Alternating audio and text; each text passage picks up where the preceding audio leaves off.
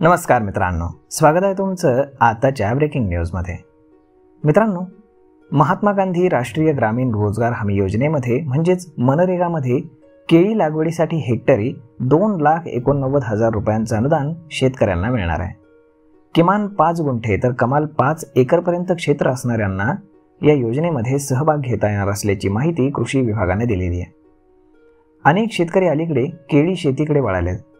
त्यातच आता राज्य शासनाच्या वतीनं फळ पिकांच्या क्षेत्रामध्ये वाढ करण्यासाठी महात्मा गांधी राष्ट्रीय ग्रामीण रोजगार हमी योजनेतनं फळ पिकांना प्रोत्साहन हे दिलं जाणार आहे, ज्या अनुषंगानं चांगले पैसे मिळवून देणारं पीक म्हणून केळीकडे पाहिलं जातं। त्यामुळे या पिकांचा समावेश यामध्ये करण्यात आलाय। तर या योजनेमध्ये काही निकष आहेत, ते पुढील प्रमाणे। लाभार्थ्यांच्या नावे किमान 5 गुंठे तर कमाल 5 एकरपर्यंत जमीन हवी तरच अनुदान मिळेल। जमीन कुळ कायद्याखाली येत असल्यास कुळाची संमती गरजेची असून अनुसूचित जाती जमाती, दारिद्र्य रेषेखालील किंवा इंदिरा आवास योजनेतील लाभार्थ्यांना यामध्ये प्राधान्य मिळणार आहे।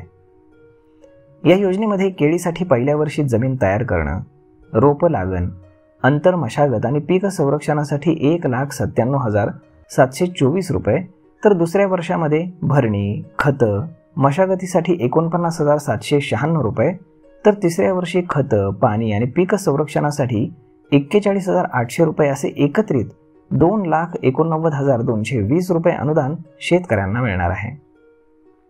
तर मग मित्रांनो, या योजनेमध्ये जर शेतकरी म्हणून तुम्ही समाविष्ट होऊ इच्छित असाल तर तुमच्या तालुका कृषी विभाग तसेच गाव पातळीवरती कृषी सहाय्यकांशी आपण संपर्क साधावा। या संदर्भातली सगळी माहिती त्यांच्याकडे उपलब्ध करून देण्यात आलेली आहे।